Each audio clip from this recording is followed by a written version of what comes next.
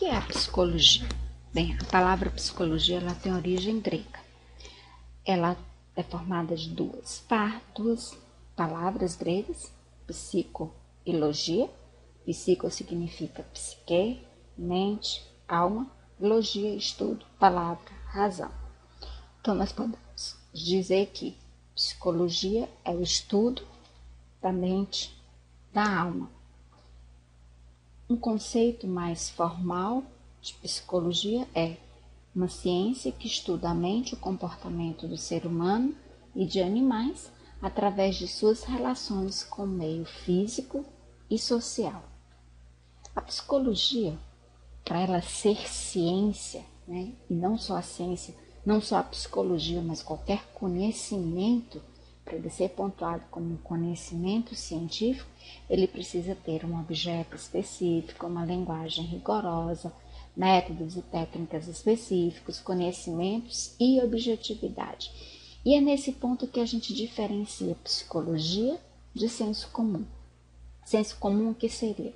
São frases, termos que usamos que se referem à psicologia, mas que na realidade essas frases, esses termos não detêm um conhecimento científico. Por exemplo, você pode escutar ou já ter escutado alguém, ou você mesmo já ter dito que você usou de psicologia para conseguir um aumento com seu chefe. Será que essa psicologia é a psicologia, o conhecimento científico? Não, isso aí ele foi usado a palavra psicologia no senso comum.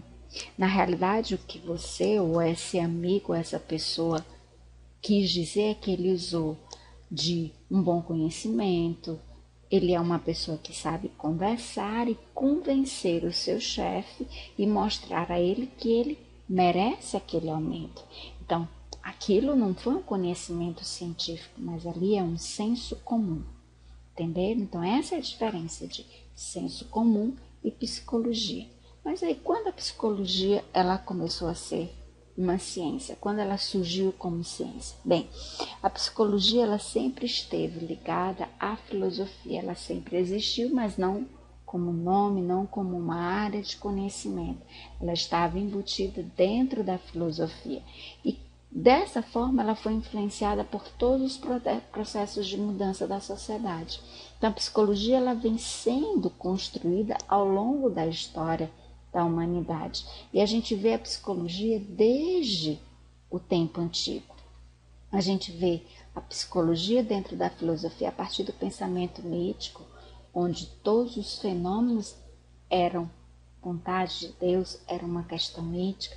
Depois, com o pensamento racional, a partir dos gregos, com Pitágoras. Depois, os pré-socráticos, o próprio Sócrates, Platão, que dividiu o homem em corpo e alma, e aí você já começa a perceber que existe um pouco dentro dessa filosofia, um pouco da psicologia, já que a psicologia é o estudo da mente, é o estudo da alma, mas também é o estudo do comportamento do homem.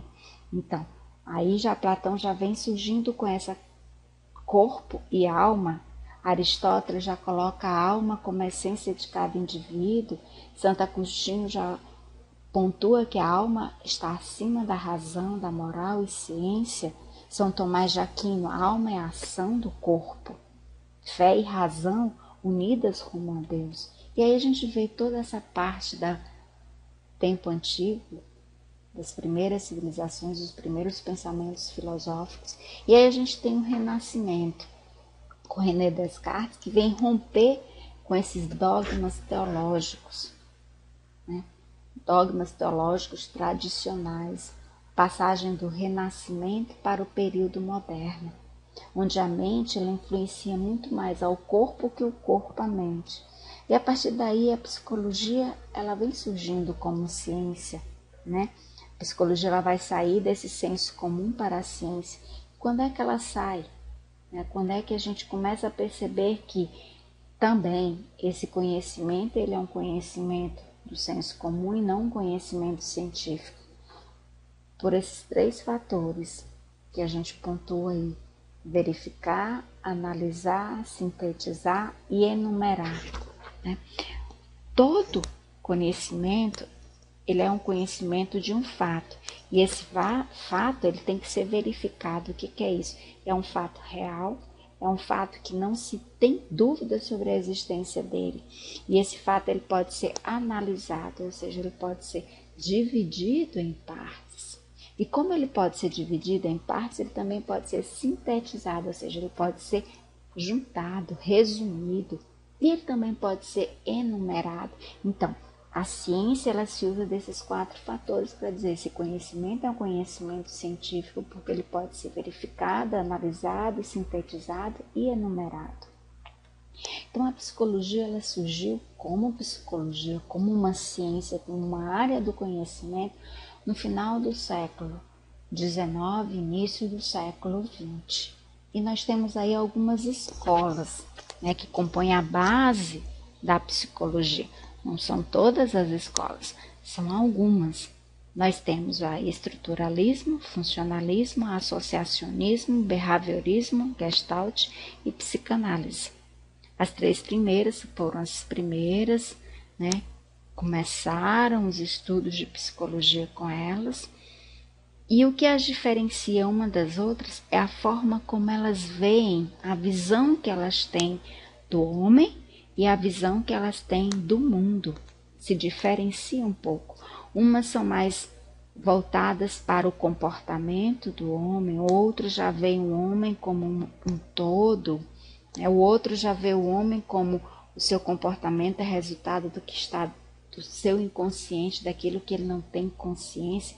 Então, cada uma se difere dessa visão de homem e de mundo. E vamos dar uma olhadazinha, um pouco mais detalhada sobre cada uma delas, mas não tanto também.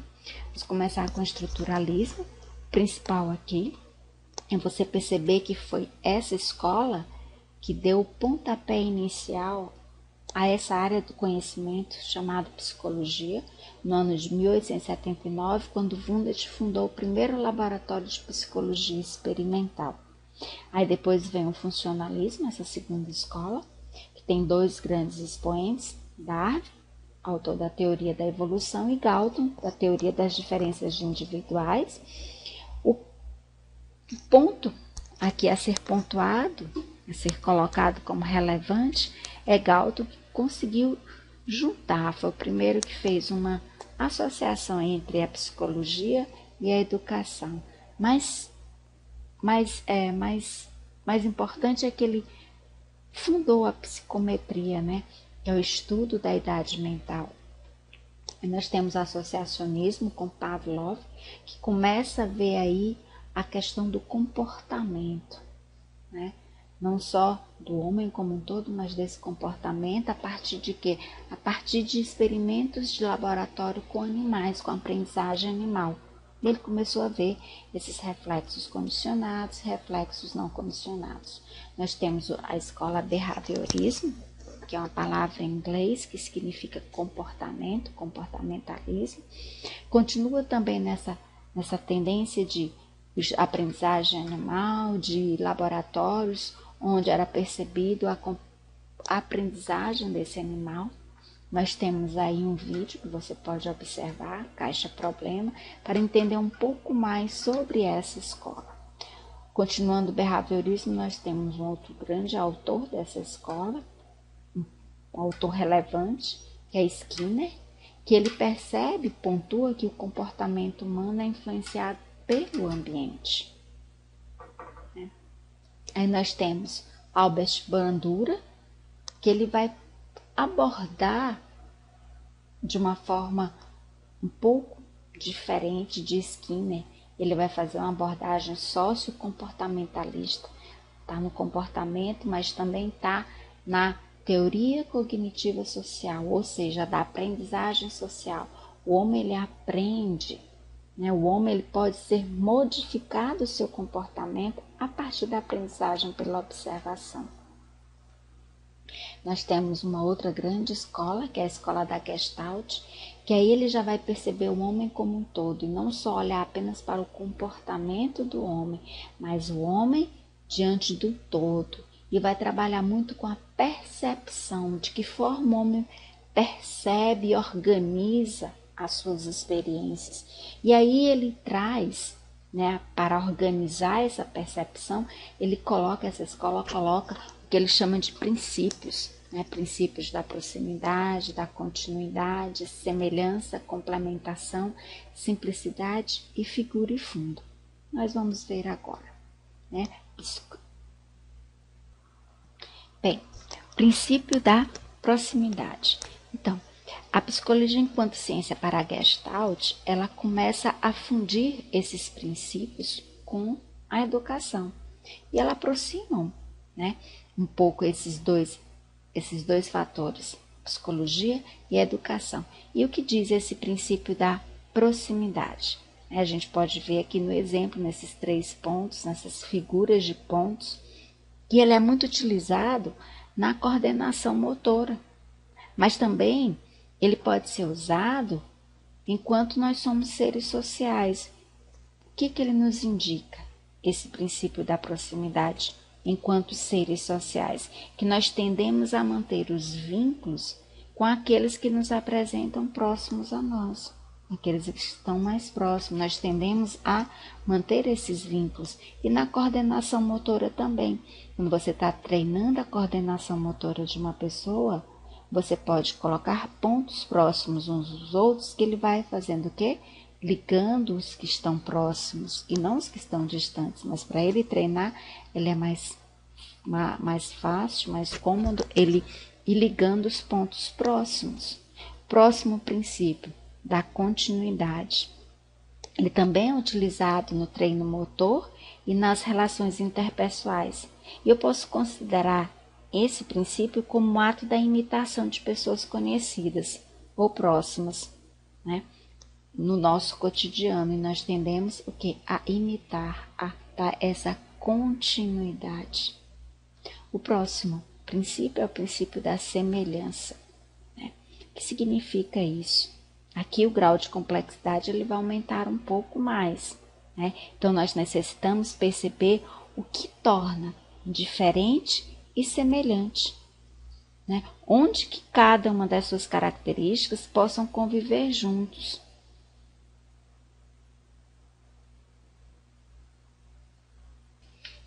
No princípio da semelhança, nós tendemos a classificar separadamente. O que é isso? Da mesma forma que nós tendemos também no processo de aprendizagem, né? Nós temos as habilidades de aprender conteúdos fazendo relações de semelhança ou de diferença entre os assuntos. Assim também como nas relações interpessoais, nós temos a capacidade de diferenciar-nos dos outros e nós sabemos que somos dotados de uma individualidade mesmo que estejamos numa situação de grupo. Então, esse é o princípio da semelhança.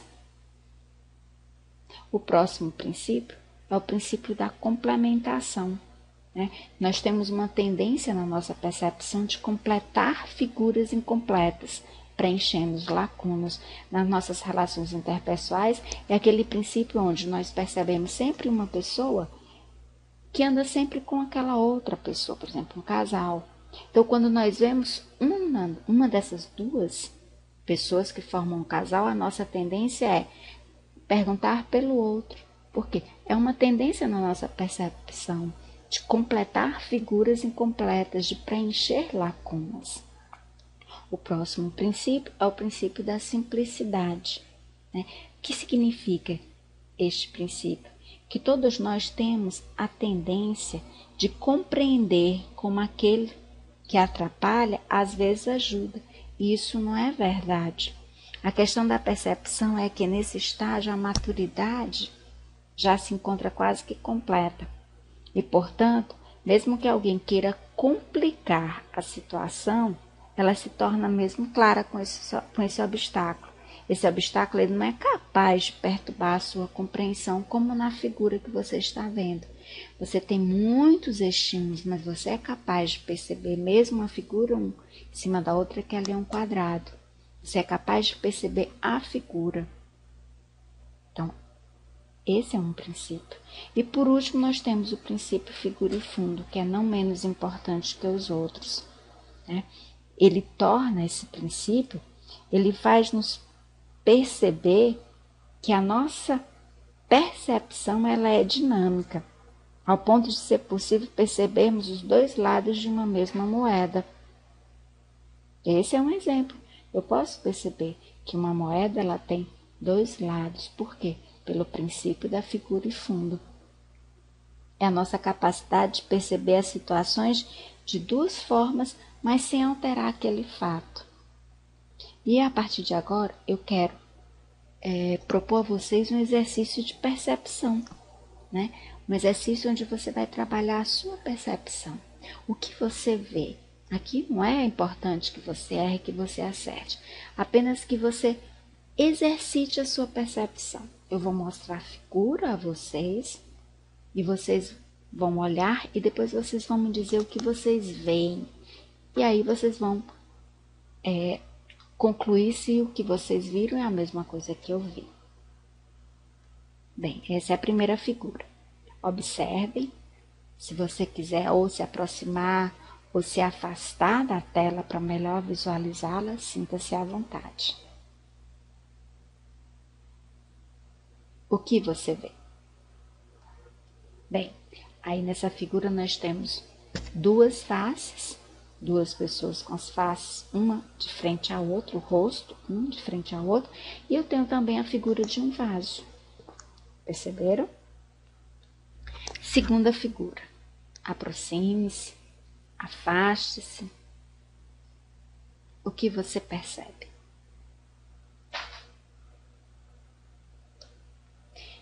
Uma jovem que está de lado e uma idosa.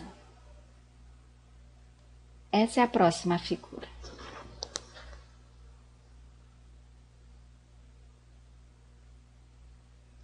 Nós temos a figura de um cavalo e um cavaleiro sobre este cavalo.